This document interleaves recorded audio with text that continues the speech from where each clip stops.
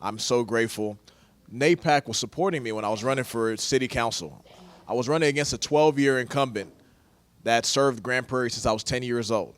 So it was a very challenging race. NAPAC was supportive of me, and I was so grateful. Kay was supportive of me. I was so grateful. And we were able to win that race by 183 votes in a runoff election.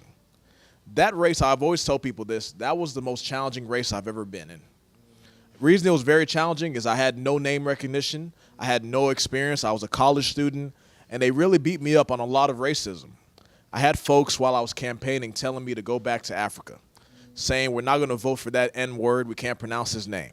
I had a lady walk up to me at the polls. I'll never forget this day. This is in May of 2021. She walked up to me at the polls and said, "We don't need that shit here in Grand Prairie. We're fine." And I told the lady, I said, "Thank you for coming to vote today. God bless you."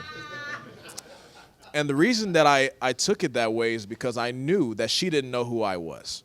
She didn't know my character. She didn't know who I was, who raised me.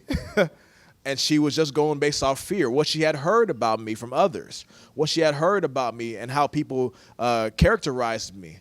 And she was afraid. So I extended grace because a lot of people in politics are going negative because they're fearful. They're fearful of the unknown. They're fearful of who you may be, what you may stand for, what you may not stand for. And if you as an elected official don't extend grace to your residents, to your constituents, to the prospective voters, why should they extend grace to you?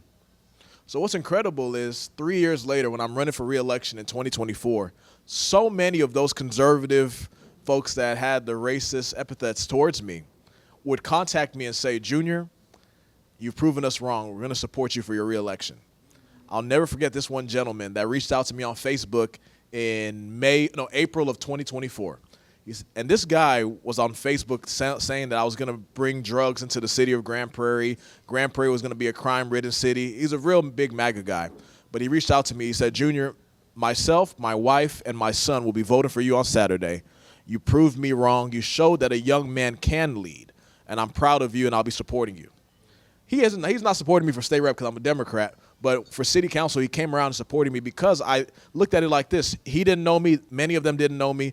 They attacked me because they didn't know what I was going to bring to the table. But if I had the grace and the humility to know that we're all people, we have a shared humanity, regardless of who we are, regardless of what political party we subscribe to, regardless of our political ideology, we're people. We're humans at the end of the day. And it helped me build relationships with them and be able to serve them on the council for 5 years.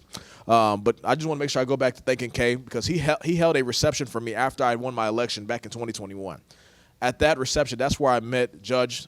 At the time, she wasn't Judge, but Judge Sonia Rash. I met several people. I met Otis at the reception when he was the Harris County Democratic Party chair. I met Cynthia